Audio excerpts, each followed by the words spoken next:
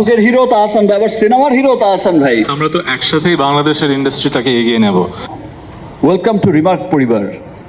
তাহসান ভাই, তাহসান ভাই একটু আগে বলছিল যে ভাই এত আর্টিস্ট ওখানে আছে, আবার আরেকজন কেন? আর আমি বলছি যে আরেকজন বাদিবা যাবে কেন?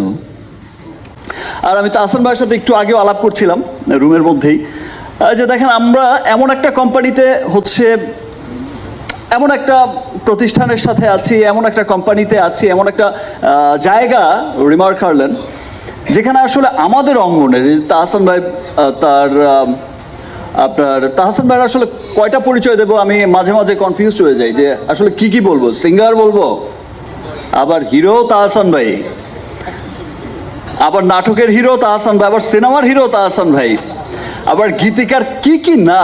একটা মানুষের যে এত গুণ, ভাই এত গুণ কেন থাকতে হবে আপনার? সো তাহসান ভাই আসলে সত্যি খুব গুণী একজন মানুষ। তো তাহসান ভাইয়ের মতো গুণী মানুষ তো রিমার্কের মতো একটা গুণী কোম্পানিতে, বড় কোম্পানিতে থাকবে না, এটা তো হতেই পারে না।